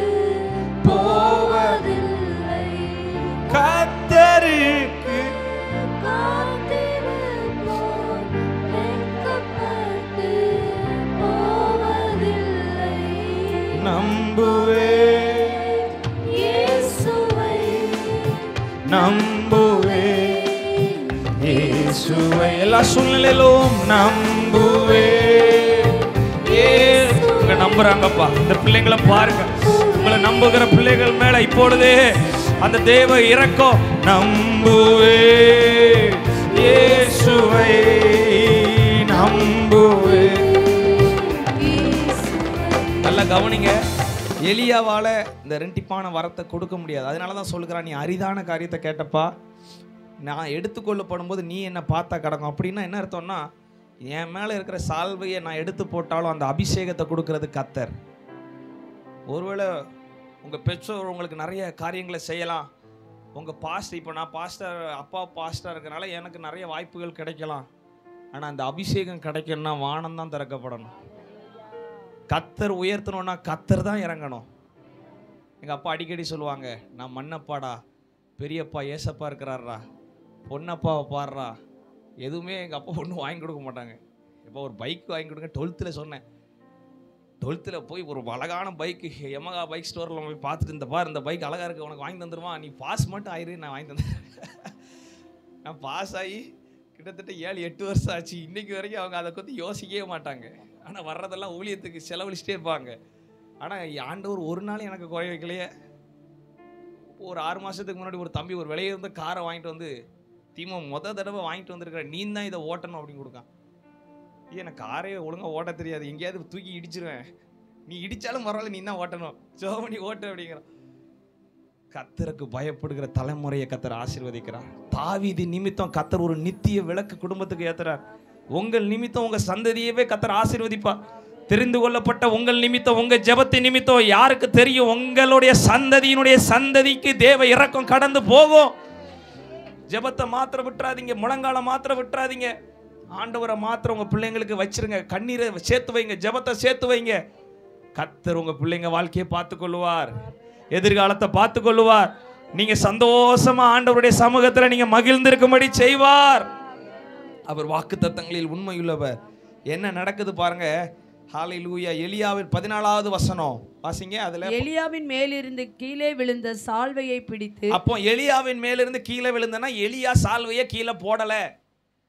போகும்போது சால்வையை சுருட்டிட்டு போயிட்டார். யாரு? எலியா. சிலர் நீங்க நம்புனீங்கன்னா சுருட்டிட்டு போயிடுவார். எலியாவை நம்பிட்டே இருக்காதீங்க, பாஸ்ட் நம்பிட்டே இருக்காதீங்க, மனிதர்கள் வந்து உதவி செய்வாங்க நம்பாதீங்க. பரலோகத்திலிருந்து ஜெயம் வரும், பரலோகத்திலிருந்து ஒத்தாசை வரும். வானத்துல இருக்கிற கர்த்தர் எலியாவின் இடத்துல இருக்கிறத நீ கூடுறா, என் பிள்ளை கீழே அங்க வெயிட் பண்ணிட்டு இருக்கிறான், ஜெபம் பண்ணிட்டு இருக்கிறான், அவனுக்கு நான் தருவேன். அல்லேலூயா. எத்தனை கதவை அடைச்சாலும் வானத்தில் இருக்கிற கதவை ஒரு மனிதனால அடைக்க முடியாதுங்க. உங்க மேல ஆசீர்வாதத்தை இறக்கணும்னு கர்த்தர் நினைச்சிட்டாருன்னா, எவ்வளவு கதவுகள் அடைத்தாலும் ஒருவரும் பூட்டக்கூடாதபடி திறக்கிற கதவுகளை உடைக்கிறவர் கர்த்தர் திறப்பார். இந்த நேரத்தில் கர்த்தர் உங்களுக்காக சில கதவுகளை திறக்கட்டும் என்று நான் ஜெபிக்கிறேன். இன்னும் ஒரே ஒரு மனிதனை குறித்து நான் வாசிக்க விரும்புகிறேன். வேகமாக எடுத்து வாசிங்க. 1 சாமுவேல் 15வது அதிகாரம். அதுல 2-3 வசனங்களை வாசிங்க. சேனைகளின் கர்த்தர் சொல்லுகிறது என்னவென்றால், இஸ்ரவேலர் எகிப்திலிருந்து வந்தபோது அமலேக்கு அவர்களுக்கு வழிமறுத்த செய்கையை மனதிலே வைத்திருக்கிறேன். இப்போதும் நீ போய் அமலேக்கை மடங்கடித்து அவனுக்கு உண்டான எல்லாவற்றையும் சங்கரித்து அவன் மேல் இரக்கம் வைக்காமல் புருஷரையும் ஸ்திரீகளையும் பிள்ளைகளையும் குழந்தைகளையும் மாடுகளையும் ஆடுகளையும் ஒட்டகங்களையும் கழுதைகளையும் கொன்று போட கடவா என்கிறார் என்று சொன்னான். ஹல்லேலூயா. ஆண்டவர் ஒரு காரியத்துக்காக காத்திருக்கிறார். எதற்காக காத்திருக்கிறார்னா, அமலேக்கு என்ன பண்ணணும்? மடங்கடிக்கப்படணும், அவன் முழுவதுமாக அழிக்கப்படணும். யாருங்க இந்த சவுல்?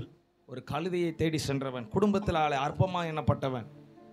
ஆனால் அவன் தேவனுடைய வார்த்தையை நிறைவேற்றவில்லை. 11வது வசனத்தை வாசிங்க. நான் சவுலை ராஜாவாக்கினது எனக்கு மனஸ்தாபமாய் இருக்கிறது. அவன் என்னை விட்டு திரும்பி என் வார்த்தைகளை நிறைவேற்றாமல் போனான் என்றார். அப்பொழுது சாமுவேல் மனம் நொந்து ராம் முழுதும் கர்த்தரை நோக்கி கூப்பிட்டான். ஒரு நிமிடம் கண்களை மூடி. சவுலை ராஜாவாக்கினது எனக்கு மனஸ்தாபமாய் இருக்கிறது. உங்களை என்னையும் குறித்து இந்த வார்த்தை பரலோகத்திலிருந்து வந்துடக்கூடாது. ஆவியானவர் ஒரு நாளும் உங்கள் மீட்பின் நாளுக்காகிய பரிசுத்த ஆவியை துக்கப்படுத்திடாதீங்க.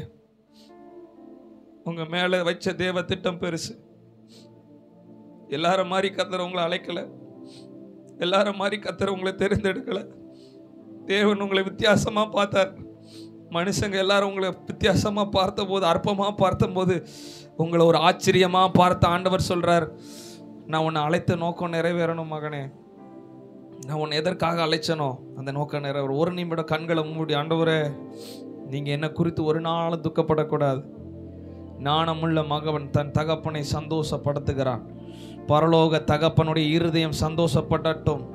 பரலோக இருதயம் உங்களை குறித்து சந்தோஷப்படட்டும். தாவீதை குறித்து கர்த்தர் சொன்னார், தாவீதை என் இருதயத்திற்கு ஏற்றவனாய் கண்டேன், அவன் எனக்கு பிரியமானவைகள், என் சித்தமானவைகள் எல்லாம் செய்து முடிப்பான். உங்களை குறித்து சொல்லணும் பரலோகம், என் பிள்ளை என் இருதயத்திற்கு ஏற்றதெல்லாம் செய்வான். ஹல்லேலூயா. இன்றைக்கு இருக்கிற அநேகர் தேவ சித்தத்தை செய்யாமல் இருக்கிறாங்க. கர்த்தர் காத்திருக்கிறார் தேவ சித்தம் செய்கிற ஒரு தலைமுறையை, தேவ திட்டத்தை செய்கிற ஒரு தலைமுறையை கர்த்தர் தேடிக்கொண்டு இருக்கிறார். எத்தனை பேர் நம்ம தேவ சித்தம் செய்கிறோம்? கொஞ்சம் யோசிச்சு பாருங்க. அநேக நேரத்தில் நம்ம சுய சித்தத்தை செய்ய விரும்புகிறோம். பக்கத்து வீட்டில் இருக்கிறவங்களுக்கு இயேசுவின் அன்பை சொல்லி இருக்கிறோமா? சிலர் மரித்து போனதற்கு நாம் காரணமாக இருக்கிறோமா? சிலர் மரித்து நரகத்துக்கு போனதற்கு நாம் காரணமாக இருக்கிறோமா? ஏதோ என்னைக்கோ ஒரு நாள் தேவ சமூகத்தில் வந்து ஜெபிப்பதல்ல, ஒவ்வொரு நாளும் ஜெபித்து, ஆண்டவரே இந்த நாளிலே நான் என்ன செய்ய சித்தமாக இருக்கிறேன். இயேசு இரவெல்லாம் தேவ சமூகத்தில் ஜெபம் பண்ணினார், பகலெல்லாம் ஊழியம் செய்தார். அந்த கிருபை எங்கள் மேலே இறங்கட்டும் ஆண்டவரே. நீங்கள் மாத்திரம் தினந்தோறும் அப்படி ஜெபிக்க ஆரம்பிச்சிட்டிங்கன்னா, இந்த தெருவில் இருக்கிற ஒவ்வொரு வீட்டுக்கு கர்த்தர் உங்களை சில நேரம் அனுப்புவார். அந்த மகன் அந்த பிரச்சனையோடு இருக்கான், போய் பாரு, அவன் வீட்டுக்கு போ சொல்லு அப்படிம்பாங்க. அடுத்த வாரம் உங்களோட சர்ச்சுக்கு வந்துடுவாங்க. அவங்க அடுத்த வாரம் அவங்க நரகத்துக்கு போக வேண்டியவங்க பரலோகத்தில் அவங்க பேர் எழுதப்படும். சிலருடைய மரணங்கள் தடுத்து நிறுத்தப்படும்.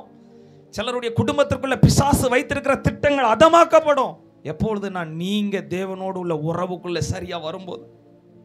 ஆண்டவரே, இன்றைக்கு நான் உங்களை காத்திருக்க வைக்க விட மாட்டேன் ஆண்டவரே. ஆண்டவர் சிலருக்காக காத்திருக்கிறார். தாவீதுக்காக ஆண்டவர் காத்திருந்தார். எல்லாரும் வந்துட்டாங்க அவங்க குடும்பத்தில். கர்த்தர் சொன்னார், இவன் அல்ல, என் இருதயத்திற்கு ஏற்ற தாவீது ஒருத்தன் வனாந்திரத்தில் இருக்கிறான், அவன் என் சித்தத்தை எல்லாம் செய்வான். ஹல்லேலூயா. உங்கள் மேலே உள்ள தேவ சித்தம் நிறைவேறணும். உங்கள் மேலே உள்ள தேவ திட்டம் நிறைவேறணும். இன்னும் ஒரு வசனத்தை வாசிக்க விரும்புகிறேன். லூக்கா 13:6-9 உள்ள வசனங்களை வாசிங்க. லூக்கா 13:6-9 உள்ள வசனங்கள். அப்பொழுது அவர் ஒரு ஊமையை சொன்னார். ஒருவன் தன் திராட்சை தோட்டத்தில் ஒரு அத்திமரத்தை நட்டிருந்தான். அவன் வந்து அதிலே கனியை தேடின போது ஒன்றும் காணவில்லை. அப்பொழுது அவன் தோட்டக்காரனை நோக்கி, இதோ 3 வருஷமாய் இந்த அத்திமரத்திலே கனியை தேடி வருகிறேன், ஒன்றையும் காணவில்லை. இதை வெட்டி போடு, இதை நிலத்தையும் ஏன் கெடுக்கிறது என்றான். அதற்கு அவன், ஐயா, இந்த வருஷம் இது இருக்கட்டும், நான் இதை சுற்றிலும் கொத்தி எரு போடுவேன். நல்லா கவனிங்க. ஆண்டவர் என்னைக்குமே தெரிந்து கொள்ளப்பட்டவர்களை அழிக்க விடவே மாட்டார். சவுல் அழிஞ்சானா? சவுல் ஆண்டவர் அழிச்சார், அவனை தற்கொலை பண்ணிட்டானா? அவனா தற்கொலை பண்ணிட்டான். சிம்சோனை ஆண்டவர் அழிச்சானா? அவன் வாழ்க்கையை முடிவெடுத்துட்டானா? அவனா வாழ்க்கையில் முடிவெடுத்துட்டான். அவர் நீதி செய்கிற தேவன் சொன்ன தெரியுமா? ஏன் தெரியுமா? நம்ம உண்மை இல்லாதவர்களாக இருந்தாலும் அவர் உண்மையுள்ளவராக இருக்கிறார். இன்னைக்கு சில நேரத்தில் ஆண்டவர் செயல்படாமல் முடியாமல் இருக்கிறதுக்கு காரணம் என்னன்னா, நம்ம உண்மையுள்ளவர்களாக இல்லை, நம்ம சரியா ஆண்டவர் படி சித்தத்தின்படி இல்லை. ஆண்டவர் சிம்சோன் அழைக்கும் போதே சொன்னார், இவன் இஸ்ரவேலை பெலிஸ்தருடைய கையிலிருந்து நீங்களாக்கி ரட்சிப்பான். இவன் மேலே உள்ள அழைப்பே பிறரை ரட்சிப்பது தான். இவன் மேலே உள்ள அழைப்பே பெலிஸ்தர் அழிப்பது தான். ஆனால் அவன் ஏன் சார் அவங்க கையினாலேயே முடிஞ்சிட்டான்? காரணம் என்னன்னா, அழிக்க வேண்டிய சத்ருவை அவன் அழகாக பார்த்தான். இன்றைக்கு வாலிபர்களாகிய நமக்கு தேவை உலகம் அல்ல, உலகத்தை அழிக்க பிறந்தவர்களின் நீங்களும் நானும். வசனம் சொல்லுகிறது, ஆவியினாலே சரீரத்தின் கிரியைகளை அழித்து போடுங்கள். இன்றைக்கு 2 போராட்டம், ஆவியும் போராடுது, மாம்சமும் போராடுது. இவற்றின் நடுவிலே ஜெயமுள்ள வாழ்க்கை வாழ கர்த்தர் நம்மை அழைத்திருக்கிறார். ஒரு கூட்ட வாலிபர்களை ரட்சிப்பதற்காக, ஒரு கூட்ட திரள் கூட்ட ஆத்துமாக்களை ரட்சிப்பதற்காக கர்த்தர் அழைத்திருக்கிறார். நாமும் அவர்களைப் போல வாழ்வதற்காக அல்ல. திருவிழா வந்துட்டு உடனே வாங்க எல்லாரும் ஏறி போய் ராட்டினத்தில் ஏறிட்டு வருவோம் இல்லை. அந்த ஆத்துமாக்களை ரட்சித்து ஆண்டவர்களுக்குள்ளாக கொண்டு வரணும். வெளியே சந்தோஷமாக இருக்கிறாங்க, ராட்டினம் ஏறும்போது நல்லா சிரிக்கிறாங்க, ஐஸ்கிரீம் சாப்பிடும்போது சந்தோஷமாக இருக்கிறாங்க. வீட்டுக்கு வந்தோடனே நிம்மதி கிடையாது. அவங்க ஆத்துமா விடுதலைக்காக ஏங்குகிறது. அவர்களை பெலிஸ்த ஆவிகள் அழித்து கொண்டிருக்கிறது. கர்த்தர் உங்களை எதற்காக தெரிந்தெடுத்தார்னா, அந்த ஆவிகளை அழிப்பதற்காக. உங்கள் மேலே உள்ள நோக்கமே சத்துருக்களை மேற்கொண்டு அவர்கள் மேலே ஆளுகை செய்வதற்காக ஆனால் இந்த சவுல் அதை நிறைவேற்ற தவறிவிட்டான். ஆனால் கர்த்தர் தாவீதை கொண்டு அதை நிறைவேற்றினார். இன்றைக்கு உங்கள் வாழ்க்கையில் அதை செய்ய விரும்புகிறார். இன்றைக்கு ஆண்டவர் கனியை தேடிக்கொண்டு இருக்கிறார். உங்களை பயன்படுத்த ஆண்டவர் சித்தமாக இருக்கிறார். நான் ஒரே ஒரு வசனத்தை நான் வாசிக்க விரும்புகிறேன். ஏசாயா 51. நான் 1 இல்லை 2-3 காரியங்களை மாத்திரம் சொல்லிட்டு நேரம் கம்மியாக இருக்கிறதுனால முடிக்க விரும்புகிறேன். ஏசாயா 51. அதில் ஒரு கூட்ட ஜனங்கள் ஜெபிக்கிறாங்க. என்ன ஜெபிக்கிறாங்கன்னா, வாசிங்க 9வது வசனம். எழும்பு எழும்பு பெலன் கொள், கர்த்தரின் புயமே, முந்தின நாட்களிலும் பூர்வ தலைமுறைகளிலும் எழும்பினபடி எழும்பு. ராகாபை துண்டித்ததும் வலு சர்ப்பத்தை வதைத்ததும் நீதான் அல்லவோ. ஆண்டவரை பார்த்து சொல்றாங்க, ஆண்டவர் எழுந்திருங்க ஆண்டவர். ஏதோ ஆண்டவர் தூங்கிட்டாராம். ஆண்டவர் என்ன பண்ணிட்டாராம்? இஸ்ரவேலை காக்கிற தேவன் உறங்குவதும் இல்லை. ஆனால் நம்ம அநேக நேரத்தில் ஆண்டவரை நீங்க அமைதியாகவே இருக்கிறீங்களே, மௌனமாகவே இருக்கிறீங்களே, எலும்பு எலும்பு. யார் சொல்கிறான்னா, இந்த நம்ம ஆட்கள் எல்லாம் பாவம் பண்ணிட்டு இஸ்ரவேல் ஜனங்கள் எல்லாம் சிறையிருப்பில் இருக்கிறாங்க. தேவனை விட்டுட்டாச்சு, பணம் வந்தோன்னே பணத்தை பிடிச்சாச்சு. இன்னைக்கு சிலருக்கு அற்புதத்தை வாங்கி கொடுக்குறதற்கே பயமாக இருக்குது தெரியுமா? சிலருக்கு ஜோம் பண்ணி அற்புதத்தை கொடுத்துட்டு அடுத்த வாரம் ஆலயத்தில் ஆளை காங்கலை. அன்னைக்கு ஒரு தம்பி, உண்மையாக சொல்கிறேன், போன வாரம் நடந்த சம்பவத்தை சொல்கிறேன். சனிக்கிழமை ஒரு தம்பி பயங்கர காய்ச்சலோடு வந்தான். ஆண்டவரே, எப்படியாவது இந்த பையனுக்கு இந்த இரவோட காய்ச்சல் சரியாகி நாளை ஆலயத்துக்கு எப்படியாவது வந்துடணும். கரெக்டாக சனிக்கிழமை அவன் போகும்போது காய்ச்சல் சரியாயிருச்சு. அடுத்த நாள் ஆலயத்தில் ஆளை காங்கலை. அன்றைக்கி ஈவினிங் யூத் மீட்டிங்க்கு ஃபோன் பண்ணி, தம்பி எப்படி இருக்குது உடம்பு? ஏன்னா காய்ச்சல் சரியாயிடுச்சுன்னா, நான் என் ஃப்ரெண்டு வந்துட்டானே, அவனை ஊரில் விட்றதுக்காண்டி பைக் எடுத்துகிட்டு ஊருக்கு போயிட்டானே, வேறு ஊருக்கு போயிட்டேன். எங்கே தம்பி சர்ச்சுக்கு வரல? காய்ச்சல் இருக்கும்போது கரெக்டாக வந்தியே. இன்னைக்கு ஜனங்களுக்கு தேவை அற்புதம் மாத்திரம் இல்லை, அற்புதம் செய்கிற ஒரு ஆண்டவர் இருக்கிறார், அவர் தேவை. உங்களுக்கு அற்புதத்தை பெற்று தருவது என்னுடைய நோக்கம் அல்ல, அற்புதம் செய்கிற ஆண்டவரோடு உங்களை இணைத்து விடுவது தான் என்னுடைய நோக்கம். ஆண்டவருடைய கரத்தோடு உங்கள் கரத்தை இணைத்து விடுவதற்காகத்தான் நான் இந்த இடத்துல நின்று பேசிக் கொண்டிருக்கிறேன். உங்களுக்காக கர்த்தர் காத்திருக்கிறார். உங்களுக்கு இறங்கும்படி கர்த்தர் காத்திருக்கிறார். உங்கள் குடும்பத்திற்கு மனதுருகும்படி அவர் காத்திருக்கிறார். எலும்பு எலும்புன்னு சொல்லிட்டு சொல்லும்போது ஆண்டவர் அவர்களை பார்த்து சொல்றார், எப்பா நான் எழும்பணுமா நீ எழும்பணுமா? இப்போ பாருங்க 15வது வசனத்துல இருந்து சொல்லுங்க, ஆண்டவர் அவருடைய வல்லமையை சொல்றாரு பாருங்க. 15ல இருந்து உன் தேவனாய் இருக்கிற கர்த்தர் நானே, அலைகள் கொந்தளிக்கத்தக்கதாய் சமுத்திரத்தை குலுக்குகிற சேனைகளின் கர்த்தர் என்கிற நாமம் உள்ளவர். அப்போ ஆண்டவர் சொல்றாரு, ஏன் வல்லமை மாறல, என்னுடைய அதிசயம் மாறல. நான் ஆபிரகாமின் தேவன், ஈசாக்கின் தேவன், யாக்கோபின் தேவன், எலியாவின் தேவன், இன்றைக்கும் உயிரோடு இருக்கிறேன். எனக்கு தேவை அடுத்த தலைமுறை எலிசா எங்கே? எனக்கு தேவை அடுத்த தலைமுறையில் இருக்கிற தேவ ஜனம் எங்கே? வாசிங்க அடுத்த வசனம். நான் வானத்தை நிலைப்படுத்தி பூமியை அஸ்திபாரப்படுத்தி சீயோனை நோக்கி நீ என் ஜனம் என்று சொல்வதற்காக நான் என் வார்த்தையை உன் வாயிலே அருளி என் கரத்தின் நிழலினாலே உன் மறைக்கிறேன். எழும்பு எழும்பு, கர்த்தருடைய உக்கிரத்தின் பாத்திரத்தை அவர்கள் கையில் வாங்கி குடித்திருக்கிற எருசலேமே எழுந்து நில். எருசலேமே நீ எழுந்து நில்லு அப்படிங்கிறாரு. 52:1 வாசிங்க. எழும்பு எழும்பு சீயோனே, உன் வல்லமையை தரித்துக்கொள். பரிசுத்த நகரமாகிய எருசலேமே, உன் அலங்கார வஸ்திரங்களை உடுத்திக்கொள். விருத்த சேதனம் இல்லாதவனும் அசுத்தனும் இனி உன்னிடத்தில் வருவதில்லை. அப்போ யாருங்க எழுந்திருக்கணும்? ஆண்டவர் எழுந்திருக்கணுமா? நீங்களும் நானும் எழுந்திருக்கணுமா? ஆண்டவர் ஆல்ரெடி உங்களுக்கான அற்புதத்தை ஆயத்தம் பண்ணி வச்சிட்டாரு. உங்க குடும்பத்திற்கு தேவையான சமாதானத்தை ஒரு நதியை போல கர்த்தர் ஆயத்தம் பண்ணி வச்சிட்டாரு. உங்க பிள்ளைகளுக்கு தேவையான அற்புத சுகத்தை கர்த்தர் ஆயத்தம் பண்ணி வச்சிட்டாரு. சில வியாதிகளுக்கான முற்றுப்புள்ளியை கர்த்தர் வச்சிட்டாரு. நீங்க தான் அந்த ஆயத்தப்பட்டு இருக்கிற கதவின் வாசலை திறக்கிற அபிஷேகத்தை உங்க முழங்காலில் வச்சிருக்கிறாரு. இன்றைக்கு நான் ஆண்டவரை திரும்ப எழும்ப விரும்புகிறேன். விழுந்து போன தாவீதின் கூடாரத்தை கர்த்தர் இந்த இரவுல திரும்ப எடுப்பித்து காட்ட விரும்புகிறார். கண்களை மூடி ஒரு நிமிடம், ஆண்டவரை நான் எழும்ப விரும்புகிறேன். ஆண்டவரை என்னை எழுப்பி விடுங்க, என்னை தூக்கி விடுங்க. திரும்ப திரும்ப திரும்ப விழுந்து விழுந்து எழும்புகிற அனுபவம் அல்ல. கர்த்தர் சொல்லுகிறார், எலும்பு சீயோனே, உன் வல்லமையை தரித்துக்கொள். உனக்காக நான் வல்லமையை ஆயத்தம் பண்ணி வச்சிருக்கிறேன். பரிசுத்த வஸ்திரங்களை ஆயத்தம் பண்ணி வச்சிருக்கிறேன். ஹல்லேலூயா. எத்தனை நாள் சத்துரு உன்னை இது பண்ண போகிறான், மேற்கொள்ள போகிறான், ஒடுக்க போகிறான். போதும், நீ சத்துருவுக்கு பதில் செய்யும்படி சிம்சோனே திரும்ப தேவ பலத்தினால இடைகட்டப்படு. கர்த்தர் உன்னை திரும்ப பலத்தால் இடைகட்ட பண்ண விரும்புகிறார். சில சத்துருக்களின் வல்லமைகளை மேற்கொள்ள, உங்க குடும்பத்தில் போராடுகிற பிசாசின் தந்திரங்களை மேற்கொள்ளுகிற தேவ பலத்தை கர்த்தர் தர விரும்புகிறார். ஆண்டவரே, அந்த அபிஷேகம் ஒவ்வொருவர் மேல இறங்க நான் ஜெபிக்கிறேன். இறங்க ஜெபிக்கிறேன் இயேசுவின் நாமத்தினால. சில சிறையிருப்புகள் மாறட்டும், சிறையிருப்புகள் மாறட்டும். எப்படி விலையின்றி மீட்கப்பட்டார்களோ அப்படியே பணமின்றி மீட்கப்படுவார்களாக இயேசுவின் இரத்தம். ஒரு நிமிடம் அபிஷேகம் பெற்ற எல்லாரும் வாய்களை திறந்த ஆண்டவரை இப்பொழுது ஒரு மீட்பின் அபிஷேகம். சில பாவத்தில் இருக்கிறவர்கள் மேல கர்த்தருடைய வல்லமை. ரபா ஷகா தலா ரிமா ஸ்ரீகா பாகா தரா பெலிஸ்த ஆவிகளை அழிக்கிற அபிஷேகம். உன்னை சிறைப்படுத்தி வைத்திருக்கிற, உன்னை கட்டி வைத்திருக்கிற, ஓ உன்னுடைய பலத்தை உன்னை விட்டு உரிந்து கொண்ட பொல்லாத ஆவிகளை அழிக்கிற அபிஷேகம். கர்த்தர் உன்னுடைய கைகளில் கீழே கொடுக்க விரும்புகிறார். இதுவரை உன்னை அடிமைப்படுத்தின அந்த பாவத்தை மேற்கொள்ளுகிற தேவபலன். ஆண்டவர் அப்படிப்பட்ட தேவ பலனை ஒவ்வொரு பிள்ளைங்களுக்கு கொடுங்க, ஒவ்வொரு பிள்ளைங்களுக்கு கொடுங்க. ஆண்டவர் காத்திருக்கிறார், கர்த்தர் காத்திருக்கிறார். கடைசியா வெளிப்படுத்தல் 3:20 வாசித்து நாம் முடிப்போம். இதோ வாசற்படியில் நின்று தட்டுகிறேன்.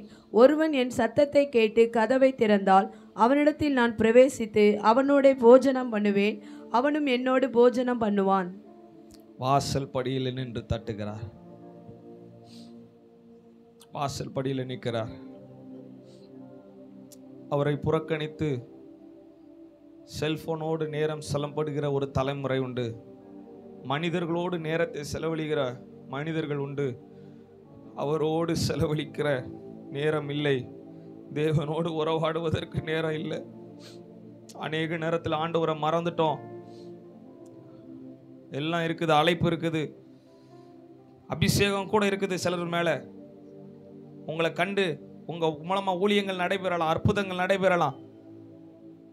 ஆனா உங்களுக்கும் ஆண்டவருக்கும் உறவு இல்லை, சரியான உறவு இல்லை. ஆண்டவர் சொல்லுகிறார், சிம்சோனே உன் மேல இருக்கிற அபிஷேகம் முக்கியம்தான், அதை காட்டிலும் உனக்கும் எனக்கும் இருக்கிற உறவு, அந்த உறவு தான் உன்னுடைய தரிசனத்தை நிறைவேற்றி முடிக்க வைக்கும். அந்த உறவு தான், அந்த உறவு தான், அந்த உறவு தான். உன் மேல உள்ள திட்டமே பெலிஸ்தரை அழிக்க தொடங்கணும், நீ அழித்து முடிக்கணும். நீ அவர்களால் அழியப்படக்கூடாது. எலும்பு சீயோனே, எலும்பு, கர்த்தருடைய வல்லமையை தரித்து கொள்ளும்படி ஆண்டவரே இந்த நேரத்தில் நான் எலும்ப விரும்புகிறேன்னு சொல்றவங்க மாத்திரம் எலும்பி நின்று வேகமா முடிக்க விரும்புகிறேன். கடைசி 2 நிமிடம் எல்லாரும் வாய்களை திறந்து இப்போதே ரீகா ஷகா தலரா. ஆண்டவர் சிலர் மனம் திரும்பும்படி காத்திருக்கிறார். முதலாவது ஆண்டவர் எதற்காக காத்திருக்கிறார்னா, என் பிள்ளை மனம் திரும்பிடுவானான்னு காத்திருக்கிறார். யாருன்னு எனக்கு தெரியல. நம்ம ஒவ்வொருவரும் சில காரியங்களில் மனம் திரும்பித்தான் ஆக வேண்டும். மனம் திரும்பாமல் ஆண்டவர் சொல்லுகிறார், நீங்கள் ஒரு நாளும் தேவ வல்லமையை பார்க்க முடியாது. உங்க குடும்பத்தில் சில காரியங்கள் மாறணும், அவங்க மாறணும், இவங்க மாறணும் நினைக்காதீங்க. நான் மாறணும், நான் இன்றைக்கு மாறிட்டா போதும். கர்த்தர் சொல்லுகிறார், இதோ நான் புதிய காரியத்தை செய்வேன். வனாந்திரத்தில் வழி உண்டாகும், அவாந்திர வெளிகள் ஆறுகள் ஓடும். உங்க குடும்பத்தில் கர்த்தர் உங்களை ஒரு அபிஷேக நதியாய் மாற்றுவார். நான் இன்றைக்கு மாறுகிறேன், என் இருதய கதவை திறந்து கொடுக்கிறேன்னு சொல்றவங்க மாத்திரம் 2 கரங்களை உயர்த்தி காத்திருக்கிற ஆண்டவருக்கு, ஆண்டவரே எங்களை அர்ப்பணிக்கிறப்பா, எங்களை அர்ப்பணிக்கிறப்பா, எங்களை அர்ப்பணிக்கிற ஆண்டவரே. ஹalleluya, ஹalleluya. வாய்களை திறந்து ஒரு மறுரூபம் உண்டாகட்டும். ஆண்டவரே என்னை பரிசுத்தப்படுத்துங்க. இனிமே உங்களை காத்திருக்க விட மாட்டேன். இன்றைக்கு நான் திரும்ப வருகிறேன், சத்துருக்கு பதில் செய்யும்படி எழும்பி வருகிறேன். ஓ எழும்பு குமாரனை பாராக்கே, திரும்ப எழும்பு, உன் சத்துருவுக்கு பதில் செய்யும்படி எழும்பு. எத்தனை நாள் உன் குடும்பத்துக்குள்ள பிசாசு உள்ள நுழைவான், அந்த திறப்பை அடைக்கும்படிக்கு எழும்பு. உன் குடும்பத்துக்குள்ள போராடுகிற பிசாசை விரட்டும்படிக்கு எழும்பு. சில திறப்புகளை கர்த்தர் அடைப்பதற்காக உங்களை தெரிந்தெடுத்திருக்கிறார். ஷீகா பாகா தாலா ரீமாகா ஷீகா தாலா ரபா ரேகா மாகாதரா. உங்க மேல அம்பு பட்டாலும் பரவாயில்ல, நீங்க அந்த திறப்புல நில்லுங்க, அந்த திறப்புல நில்லுங்க. கர்த்தர் சொல்லுகிறார், இனி சத்துரு உட்புகுதல் இருக்க முடியாது, குடியேறுதல் இருக்க முடியாது. குடும்பங்களுக்குள்ளே போராடுகிற எல்லா பிசாசுடைய கிள்ளைகள் இயேசுவின் நாமத்தினால ஷகாதா ரிபாபா பாபா. 2 கரங்களை உயர்த்தி பரலோகத்துக்கு நேரா கடைசி எங்களை அர்ப்பணிக்கிறப்பா, எங்களை அர்ப்பணிக்கிறப்பா.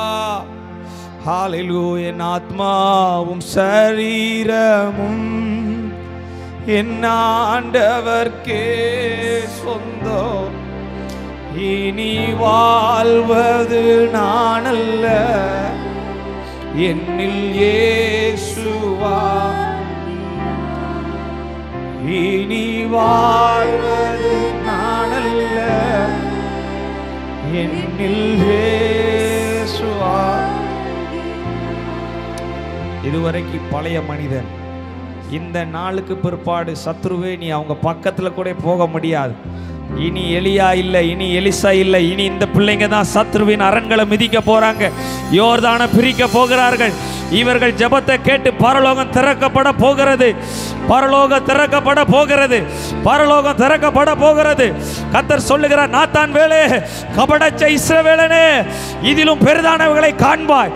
நீ நினைக்கிறியா இதோட முடிஞ்சிரும்? இல்ல, கர்த்தர் சொல்லுகிறார், வானம் திறக்கப்படுகிறதையும் தேவதூதர்கள் ஏறுகிறத இறங்குகிறத உன் கண்கள் காணும், இதிலும் பெரிதானவர்களை காண்பாய். இந்த இடத்துல ஜெபிக்கிற தேவ பிள்ளையே, உன் வாழ்க்கையில அதிசயத்தை பார்ப்பாய். கரங்களை தட்டி எல்லாரும் ஆண்டவரை எல்லா கரங்களை தட்டி ஓரிமானா ஷபலபா ஓரா கபாபா. கர்த்தர் நமக்காக காத்திருக்கிறார், கர்த்தர் நமக்காக காத்திருக்கிறார். எலும்பு சீயோனே எலும்பு, வல்லமையை தரித்துக்கொள். மாரா கத்துரபா. ஒவ்வொருவர் மேலும் உயிர்த்தெழுந்த வல்லமை மூடுவதாக, ஒவ்வொருவர் மேலும் இயேசுவின் இரத்தத்துடைய வல்லமை ஒவ்வொருவரையும் மூடுவதாக. வந்த ஒவ்வொருவரும் கர்த்தாவே அற்புதங்களை அதிசயங்களை காண கர்த்தர் உதவி செய்யுங்கப்பா. உடைய பிள்ளைகள் வாழ்க்கையில கர்த்தர் பெரிய காரியத்தை செய்வீராக. ஒவ்வொருவரையும் ஆசீர்வதிங்க, பலப்படுத்துங்க. நன்மையும் கிருபையும் உண்டாகட்டும்பா. எங்கள் மத்தியில் உம்முடைய வார்த்தையை ஆண்டவரே கொடுத்த மகனை கர்த்தர் லட்சங்களுக்கு கோடிகளுக்கு உயர்த்துங்க, மேன்மைப்படுத்துங்க. உங்க நாம மகிமைப்படட்டும். வந்து எல்லாரையும் ஆசீர்வதிங்க. இயேசுவின் இரத்தத்துக்குள் ஒப்பு கொடுக்கிறோம் எங்கள் நல்ல பிதாவே, ஆமென். எல்லாம் சேர்ந்து சொல்லலாமா? என் ஆத்துமாவே கர்த்தரை ஸ்தோத்திரி, என் முழு உள்ளமே உடைய பரிசுத்த நாமத்தை ஸ்தோத்திரி. என் ஆத்துமா